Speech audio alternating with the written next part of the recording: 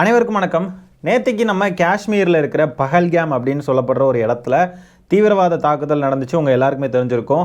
இப்போ வரைக்குமே உயிரிழந்தவங்களோட எண்ணிக்கை எவ்வளோ அப்படின்னு பார்த்தீங்கன்னா 25க்கும் மேற்பட்டவங்க உயிரிழந்திருக்காங்க அப்படின்னு சொல்கிறாங்க. இந்த தாக்குதலை நாங்கள் தான் நடத்தணும் அப்படின்னு சொல்லிட்டு த ரெசிஸ்டன்ஸ் ஃப்ரண்ட் அப்படின்னு சொல்லக்கூடிய ஒரு அமைப்பு வந்து பொறுப்பேற்றிருக்காங்க அப்படின்னு சொல்லப்படுது.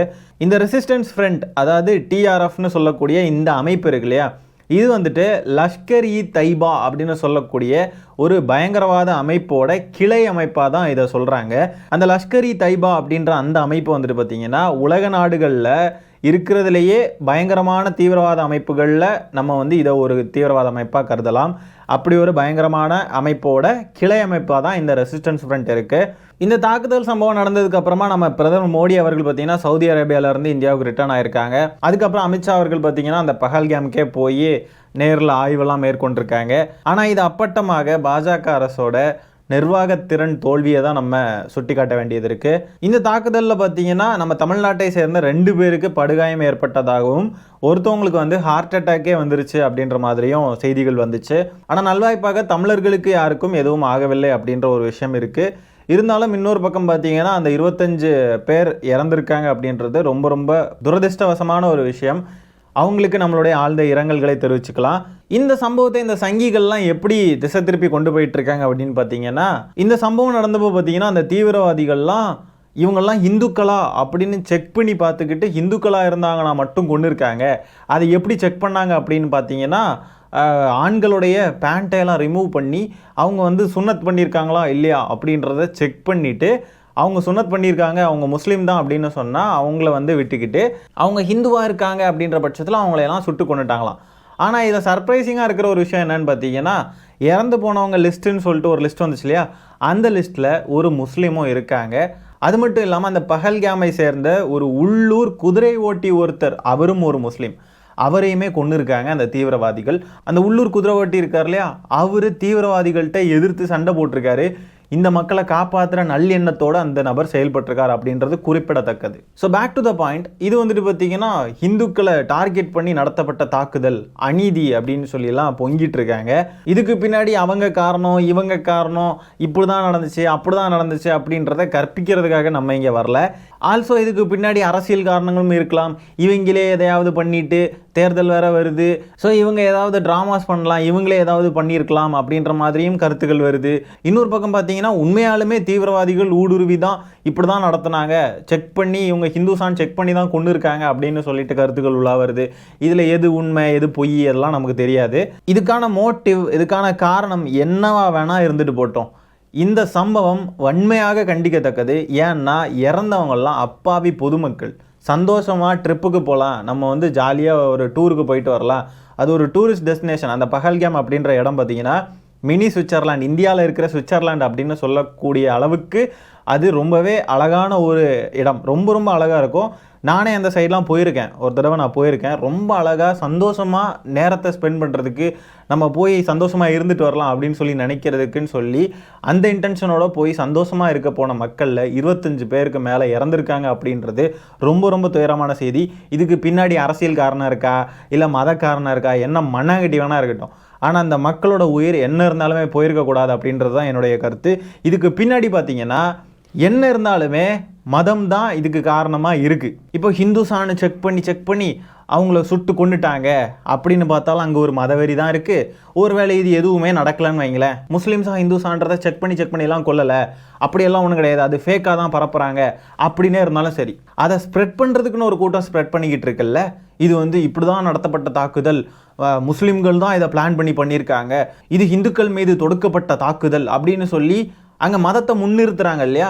அப்படி பார்க்குறப்போ இந்த சம்பவத்தை எப்படி பார்த்தாலுமே இதை ஒரு மத சாயத்தை பூசிக்கிட்டு தான் இருக்காங்க. இதுக்கெல்லாம் பின்னாடி மதவெறியும் ஒரு காரணமாக தான் இருக்குது. என் கேள்வி என்னன்னா, எந்த மதத்தில் அந்த மதத்தோட கடவுள் இந்த மாதிரிலாம் தீவிரவாதத்திலேயோ இல்லை ஒரு பொய்யான நரேட்டிவை செட் பண்ணுறதுலையோ இந்த மாதிரிலாம் இருக்கிறதுக்கு எந்த கடவுள் சொன்னார் முதல்ல? ஒருவேளை இவங்க சொல்கிற மாதிரி அந்த தீவிரவாதிகள்லாம் இந்துக்களா அப்படின்னு தேடி பார்த்து சுட்டு கொண்டு இருந்தாலும் அதுவும் மதவெறி தான். ஒருவேளை அப்படி இல்லாமல் இதுக்கு முஸ்லீம்கள் மேலே பழிய போடணும் அப்படின்னு சொல்லி இப்படி ஒரு கதையை கட்டமைச்சு பரப்பிக்கிட்டு இருக்காங்க அப்படின்னு சொன்னாலும் அதுவும் மதவெறி தான். எப்படி பார்த்தாலுமே இங்கே இருக்கிற இந்த ஃபேசிஸ்ட் ரெஜிமுக்கு முஸ்லீம்களை கார்னர் பண்ணுறதுக்கு ஒரு சான்ஸ் கிடைக்குது. இதை வச்சுக்கிட்டு ஒட்டுமொத்த முஸ்லீம்களுமே இப்படிதான் அப்படின்னு ஒரு கும்பல் உலா வந்துக்கிட்டு இருக்கு.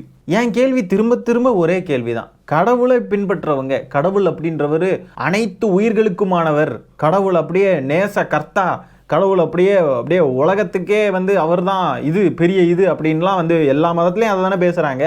அப்படிப்பட்ட மதத்தை ஃபாலோ பண்ணுறவங்க, அப்படிப்பட்ட ஒரு கடவுளை, அப்படிப்பட்ட ஒரு சாஃப்டான ஒரு ஒரு ஒரு நேச்சர் இருக்க வேண்டிய பீப்புள் எல்லாருமே இப்படி இன்னொரு மதத்தில் இருக்கிறவங்கள டார்கெட் பண்ணி அவங்கள நசுக்கிறது, இல்லைன்னா அவங்கள கொல்றது, இந்த மாதிரிப்பட்ட விஷயங்கள்லாம் எதுக்கு பண்ணுறாங்க? கடவுள் அப்படின்றவர் ரொம்ப சாந்தமான சொருபி தானே. எல்லா மதமுமே அப்ப என்னத்தை தான் சொல்லி கொடுக்குது? இதெல்லாம் பண்றவங்க எல்லாம் மதங்களை ஃபாலோ பண்றவங்க தானே. ஆக கடவுள் நம்பிக்கை இருக்கு, நாங்க கடவுளை பின்பற்றுறோம் அப்படின்னு சொல்ற நபர்கள் தான் உலகத்துல பல குற்றங்கள் செஞ்சிருக்காங்க. கடவுள் நம்பிக்கை இல்லைன்னு சொல்றவங்க, நாத்திகர்கள்னு சொல்லக்கூடியவங்க இந்த மாதிரிப்பட்ட குற்றங்கள், இந்த மாதிரிப்பட்ட தவறுகள் பண்ணது கிடையாது.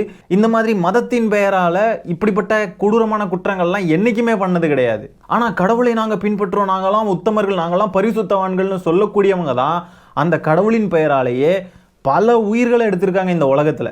அப்ப எந்த மதமுமே மனிதத்தை சொல்லி கொடுக்கறது இல்லையா? மனிதம் முக்கியமா, கடவுள் முக்கியமா? நம்ம ஆராதிக்கிற கடவுள் தான் உண்மையான நிஜ கடவுள், அடுத்தவன் ஆராதிக்கிற கடவுள்லாம் பொய்யான கடவுள், இப்படிதான் சொல்லி கொடுக்குதா எல்லா மதமுமே? இந்த மாதிரி மதத்தின் பெயரால இல்லைனா கடவுளின் பெயரால் அடுத்தவங்களெல்லாம் அடித்து கொல்லணும், இல்லைனா அவங்க மேலே ஃபேக்கான நியூஸ் எல்லாம் ஸ்ப்ரெட் பண்ணி அவங்களையெல்லாம் நசுக்கணும், அவங்களையெல்லாம் இல்லாமல் ஆக்கணும், அவங்களையெல்லாம் ஓட ஓட விரட்டணும் அப்படின்னு சொல்லி எந்த கடவுளாவது சொல்லி தந்துச்சா? இப்படி தான் சொல்லி தருதா அப்போ கடவுள்கள்லாம்? பின்ன சும்மாவா தந்தை பெரியார் சொன்னார், மதம் மனிதனை மிருகமாக்கும், சாதி மனிதனை சாக்கடையாக்கும் அப்படின்னு? இந்த தீவிரவாத தாக்குதலுக்கு எது அடிப்படை காரணமாக இருந்தாலுமே இது முழுக்க முழுக்க பாஜக அரசோட தோல்வியாக தான் நம்ம பார்க்கணும். பிரதமர் திரு நரேந்திர மோடி அவர்களுடைய தோல்விதான், அமித்ஷா அவர்களுடைய தோல்விதான், பாதுகாப்புத்துறை மந்திரியோட தோல்விதான், ஒட்டுமொத்தமாக பாஜகவோட தோல்வியாக தான் இதை நம்ம பார்க்க வேண்டியது இருக்கு. நம்ம தாவேக தலைவர் விஜய் அவர்கள் இருக்கார் இல்லையா, இந்த சம்பவத்துக்கு கண்டனம் பதிவு பண்ணியிருக்காருங்க ட்விட்டரில். என்ன தெரியுமா போட்டிருக்காரு? இந்த சம்பவத்துக்கு நான் ரொம்ப வருந்துறேன், தீவிரவாதிகள்லாம் இந்த மாதிரி தாக்குனதை நான் ரொம்ப கண்டிக்கிறேன். அவ்வளோதான், முடிஞ்சு போச்சு. தமிழ்நாட்டில் எந்த சம்பவம் நடந்தாலும் ஊனாலும் கதறி கூப்பாடு போட்டு திமுகன்னு ஓடி கடிச்சு வைக்கிற விஜய் அவர்கள் பாஜக அரசோட படு தோல்வி இது. அதுவும் இதை பாஜகவை சுட்டி காட்ட வேண்டிய அவசியம் இருக்கிற ஒரு இடம். ஏன்னா இது நிர்வாகத்திறன் தோல்விதான் கண்டிப்பா. இதை தவிர வேற என்ன சொல்ல வேண்டியது இருக்கு? தமிழ்நாட்டில் நடக்கிற எவனோ ஒருத்தன் பெர்சனல் வெஞ்சன்ஸ்ல போய் இன்னொருத்தனை கொலை பண்ணிட்டா கூட அதுக்கு காரணம் திமுக தான் நீட்டிக்கிட்டு வர்ற விஜய் அவர்கள் பாத்தீங்கன்னா, திமுக அரசை குறை சொல்ல முடியாத இடத்துல எல்லாம் திமுக அரசை குறை சொல்லிக்கிட்டு இருக்கிற விஜய் அவர்கள் பாத்தீங்கன்னா, இது ஒன்றிய அரசோட அப்பட்டமான தோல்வின்னு தெரிஞ்சும் கூட ஒன்றிய அரசை வாயை திறந்து கூட திட்ட மாட்டேங்கிறார்னா இதுக்கு என்ன அர்த்தத்தை நம்ம பார்க்க வேண்டியது இருக்கு? பாலா போன சைமன் செபாஸ்டியனே ஒன்றிய அரசை எதிர்த்து பேசிக்கிட்டு இருக்கான், பாஜக அரசோட படுதோல்வின்னு சொல்லிக்கிட்டு இருக்கான். அவனை விட படுமோசமான இடத்துல இந்த ஆள் இருக்காரு. இது ஓனர்களுடைய பிரச்சனை இல்லையா? ஓனர்களை எல்லாருமே இப்ப காரி காரி துப்பிக்கிட்டு இருப்பாங்க இல்லையா? அப்படி இருக்கிறப்போ ஓனர்களுக்கு நம்மளாவது கொஞ்சம் ஆறுதலா ஏந்துவோமே, சப்போர்ட் பண்ணுவோமே அப்படின்னு சொல்லிட்டு போய் நின்று சப்போர்ட் பண்ணிக்கிட்டு இருக்காரு போல இருக்கு. இவருக்கு ஒய் பிரிவு பாதுகாப்பு வேற, அங்க அத்தனை மக்கள் டூரிஸ்ட் ஸ்பாட் வேற, அந்த இடத்துல ஒரு பாதுகாப்பு அதிகாரி கூட இல்ல அந்த இடத்துல. இது ஒட்டுமொத்தமான மத்திய அரசோட படுதோல்வி. ஆனா எந்த அச்சுறுத்தலுமே இல்லாத இவருக்கு ஒய் பிரிவு பாதுகாப்பு கேக்குது. இதை வச்சு பாக்குறப்பவே நமக்கு தெரியலையா இது ஒட்டுமொத்தமா பாஜக அரசோட படுதோல்வி தான். அது மட்டும் இல்லாம இந்த ஒட்டுமொத்தமா பாதுகாப்பு துறைக்குமே பாத்தீங்கன்னா ஆட்கள் சேர்ப்பதில் குறைபாடு ஏற்பட்டிருக்குன்னு சொல்லப்படுது. அதனால வரக்கூடிய பாதுகாப்பு குறைபாடு, இந்த மோடி அரசுடைய திறமையின்மை, இதையெல்லாம் எதிர்த்து விஜய் அவர்கள் பேசவே மாட்டார். இதுவே திமுக அப்படின்னா அப்படியே கொந்தளிப்பாரு. அதுவும் அந்த காரணங்கள்லாம் திமுகவை பிளேம் பண்ணவே முடியாத காரணங்களா இருக்கும். எவனையோ வெட்டிக்கிட்டு சாவான், அதுக்கு காரணம் திமுக நின்றுட்டு இருப்பாரு. யூஆர்ஐ அட்டாக்ல ஆரம்பிச்சு Kargil attack, Pulwama attack, Amarnath attack, Pathankot attack, parliament attack, இப்போ இந்த பஹல்காம்ல நடந்த அட்டாக் வரைக்கும் பார்த்தீங்கன்னா எல்லாமே பாஜக அரசு ஆட்சியில் இருந்தப்போ தான் நடந்திருக்கு. அப்போ இதை நிர்வாக திறனற்ற அரசுன்னு தானே சொல்ல வேண்டியது இருக்கு. இதுல வேற பார்த்தீங்கன்னா இந்த அணில் குஞ்சுகள் உட்கார்ந்து ட்விட்டர்ல என்ன திரும்ப பேசிக்கிட்டு இருக்கானுங்க, இதுக்கு தகுந்த பதிலடி கொடுக்கணும். நம்ம இந்திய அரசு எப்படியாவது பாகிஸ்தானுக்குள்ளே போய் இது மாதிரி போய் ஒரு 100 பேரை கொண்டுட்டு வந்துடணும் அப்படின்னு சொல்லி பேசிக்கிட்டு இருக்கானுங்க. பாகிஸ்தானையே மேப்ல இருந்து அழிச்சிடணும், ஒட்டுமொத்தமாக இல்லாம ஆக்கிடணும், நம்ம யாரு, எவ்வளோ பெரிய நாடு, அவனுங்கெல்லாம் ஜல்லிக்கு வருவானுங்களா, அவனுங்களெல்லாம் போய் முடிச்சு விட்டுறணும் அப்படின்னு சொல்லி பேசிக்கிட்டு இருக்கானுங்க. இவ்வளோதான் இவனுங்களுடைய அரசியல் அறிவு. பார்த்தீங்களா, 25 பேர் செத்துட்டாங்களா இங்கே, உடனே 100 பேரை போய் கொண்டுட்டு வரணுமா. 100 பேரை போய் கொண்டுட்டு வந்தா அதுவும் தீவிரவாதம் தான். இன்னசென்ட்டான மக்கள் பாகிஸ்தான்லேயே தான் இருப்பாங்க. அப்போ பாகிஸ்தானில் இருக்கிற மக்கள் அத்தனை பேருமே தீவிரவாதிகள்னு சொல்ல வரானுங்களா இவனுங்க சொல்றது எப்படி இருக்குன்னா, பாகிஸ்தானில் இருக்கிற மக்கள் அத்தனை பேரும் தீவிரவாதிகள்னு சொல்றது, அந்த ஸ்டேட்மெண்ட் இருக்கு இல்லையா, அது எப்படி இருக்கு அப்படின்னா, இங்க இருக்கிற முஸ்லிம்ஸ் எல்லாருமே தீவிரவாதிகள்னு சொல்றவனுங்க என்ன பேசுவானுங்க, அதே டோன்ல தான் இவனுங்க பேசுறதும் இருக்கு பாருங்க. அப்படின்னா இந்த ஃபாசிஸ்ட் ரெஜிம் இங்க நடந்துகிட்டு இருக்கு இல்லையா, அதுக்கு ஒரு சின்ன அளவுல கூட நம்ம சப்போர்ட் பண்ணிடக்கூடாதுன்ற ஒரு சுய உணர்வு சுத்தமாவே இல்லைங்க இந்த தாவேகா காரணங்க கிட்ட. இவனுங்க இந்த மாதிரி ட்வீட் போடுறப்போ சங்கி பயல்கள்லாம் வந்து கமெண்ட்ல வந்து ஆமா ஆமா போட்டு அடிக்கணும், அவனுங்களை சாத்தணும், அவனுங்களை இல்லாமக்கணும், அவனுங்களை மொத்தமா ஒழிக்கணும், பாகிஸ்தான்ல இருக்கிற அத்தனை பேரையும் கொல்லணும் அப்படின்னு பேசிக்கிட்டு இருக்கானுங்க. இந்த மைராண்டிகை போடக்கூடிய ட்வீட்டுக்கு 500 பேர் 1000 பேர்னு லைக் வேற போட்டு வச்சுக்கிட்டு இருக்கானுங்க.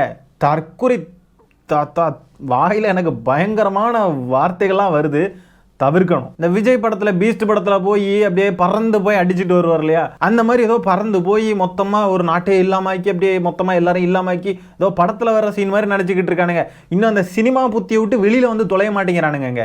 என்ன டீம் என்ன மேட்ச் எதுவுமே தெரியாம ஒரு தற்கொலை கூட்டம் சுத்திக்கிட்டு இருக்கு தமிழ்நாட்டில். தீவிரவாதத்தை அழிக்கணும், தீவிரவாதிகளை அழிக்கணும் அப்படின்லாம் பேச மாட்டானுங்க. ஒரு நாட்டையே அழிக்கணும், ஒட்டுமொத்த மக்களையுமே கொல்லணும், சிவிலியன்ஸை சாவடிக்கணும். இந்த புத்தியில தானடா அவனுங்க வந்து சிவிலியன்ஸை சாவடிச்சிருக்கானுங்க. அப்படின்னா அதே தீவிரவாதத்தை நம்மளும் பண்ணணும்னு சொல்றீங்களா? யாரா நீங்கள்லாம், எங்கிருந்தா வந்தீங்க நீங்கள்லாம்? டே அணில் குஞ்சுகளா, இதை பாருங்க, இந்த பெண்மணி அழுறாங்க இல்லையா, இவங்களுடைய கணவரை பறி கொடுத்துக்கிட்டு இருக்காங்க. இவங்களுக்கு கல்யாணம் எப்போ தெரியுமா நடந்துச்சு? ஏப்ரல் 16ஆம் தேதி இப்போ தான் நடந்திருக்கு. இவங்க கணவரோட ஹனிமூனுக்கு போயிருக்காங்க பஹல்காமுக்கு. அங்கே இந்த துரதிருஷ்டவசமான சம்பவம் நடந்திருக்கு. இதே மாதிரி பாகிஸ்தான்லையும் அவன் பாட்டுக்கு செவனேன்னு அவன் வாழ்க்கையை வாழணும்னு நினைக்கிறவங்களை போய் கொல்லணும்னு பேசிக்கிட்டு இருக்கீங்களா நீங்கள்? இந்த பெண்ணுடைய வேதனை எந்த அளவுக்கு இருக்குன்றத கற்பனை பண்ணி கூட பார்க்க முடியல. ஏன்னா கல்யாணம் முடிஞ்சு இப்போ ஒரு 7-8 நாள் தான் வச்சுக்கோங்களேன், நம்ம மனசை அப்படியே சுக்குநூறா உடையிற அளவுக்கு ரொம்ப கஷ்டமா இருக்கு இதை நினைச்சு பார்க்குறப்போவே. இவனுங்க என்னன்னா இதே மாதிரி வழியை அவங்களுக்கும் கொடுக்கணும்னு பேசிக்கிட்டு இருக்கானுங்க. ஏண்டா எவனோ ஒருத்தன் பண்ற தப்புக்கு இன்னொருத்தனை எதுக்குடா கொல்லணும்? என்னடா பேசிக்கிட்டு இருக்கீங்க நீங்கெல்லாம்? எவனோ ஒருத்தன் பண்ற தப்புக்கு இன்னொருத்தன் எப்படிடா பொறுப்பாவான்? யாரா நீங்கெல்லாம்? அதே சங்கி வாசம் அடிக்குது பாருங்க. இங்க இருக்க சங்கிகளும் இதை தானே பேசிக்கிட்டு இருக்கானுங்க. இங்க இருக்க முஸ்லிம்ஸ் எல்லாருமே இதுக்கு பொறுப்பு தான், இங்க இருக்க முஸ்லிம்ஸ் எல்லாருமே இப்படிதான் தீவிரவாதிகள் தான், இந்த மாதிரி தானே பேசிக்கிட்டு இருக்காங்க. அப்போ அதே வாசம் இவனுங்க கிட்டே அடிக்குது பாருங்க. இதுக்கிடையில இவனுங்க சிறுபான்மையின மக்களுக்கானவங்களாம் போய் அங்கே போய் நோன்பு கஞ்சியை போய் குடிச்சிக்கிட்டு நாடகம் போட்டுக்கிட்டு வந்துட்ட உடனே அதை தூக்கி வச்சு அப்படியே எங்கள் மக்கள் முஸ்லிம்களுக்கானவர், அனைத்து உயிர்களுக்குமானவர், பிறப்புக்கும் எல்லா உயிருக்கும்னு வெக்கமே இல்லாமல் ஏன்டா போடுறீங்க நீங்கள் எல்லாம்? அனைத்து உயிர்களையும் பற்றி யோசிக்கிறவனுங்க எவனாவது இப்படி பேசுவானா? இன்னொரு நாட்டில் இருக்க மக்களையெல்லாம் ஒட்டுமொத்தமாக அழிச்சு கொல்லணும்னு எவனாவது இப்படி பேசுவானா? பிறப்புக்கும் எல்லா உயிருக்கான் மைராண்டிகளா. இந்த இன்சிடெண்ட்டு அது தொடர்பான விஷயங்கள் எல்லாம் இன்றைக்கி ஃபுல்லாக நான் உட்காந்துருந்து அதை பற்றி பார்க்குறப்போ, இது தொடர்பான காணொளிகள் அதெல்லாம் பார்க்குறப்போவே மனசு ரொம்ப வேதனையாக இருக்குது. இந்த மதத்தின் பெயரால் அடுத்தவனை அடித்து கொன்று அடுத்தவனை சாவடிச்சு நிம்மதியாக வாழ வேண்டிய ஒரு இடத்த சுடுகாடு மாதிரி மாற்றி வச்சுருக்கானுங்க. இந்த கருமமெல்லாம் எப்படியாவது நீங்கி தொலையணும். எத்தனை பெரியார் வந்தாலுமே இவங்களை திருத்த முடியாது அப்படின்றது தான் நிதர்சனமான உண்மை. இதை நினச்சி நம்ம என்ன பண்ணுறதுனே தெரில. நம்மளால் முடிஞ்சது இவனுங்களுக்கு ஓட்டு போடாமல் இருக்கிறது மட்டும்தான் நம்மளால் முடியும். யாருக்கு? பாஜக காரணங்களுக்கு தான். என்னமோ போங்க. எல்லா வீடியோலையுமே நான் வந்துட்டு இந்த கடைசியில் பாய் பாய் டேக் கேர் அப்படின்லாம் சொல்லி முடிப்பேன். எனக்கு இப்போ அது சொல்கிற மனசே இல்லைங்க. இன்னும் எத்தனை பேரை தான் இந்த கடவுள் மதம் மண்ணாங்கட்டின்ற பேரில் சாவடிச்சு சித்திரவதை பண்ணி கொன்று அதை வச்சு அரசியல் செஞ்சு பிணம் தின்னுக்கிட்டு இருக்க போகிறானுங்களோ தெரில. நான் சொல்கிறது பாஜகவை மட்டும் கிடையாது, ஒட்டுமொத்தமான மதவெறிக்கும் எதிராக நின்று பேசிக்கிட்டு இருக்கேன். பாஜகவை மட்டும் சொல்கிறேன்னு யாரும் நினச்சிடாதீங்க சரியா? நான் ஒட்டுமொத்தமாக பேசிக்கிட்டு இருக்கேன். எந்த மதமாக இருந்தாலும் சரி, எந்த மத வெறியாக இருந்தாலும் சரி, அதுக்கு எதிராக தான் பேசிக்கிட்டு இருக்கேன். வீடியோ என் பண்ணுறேங்க, முடியல.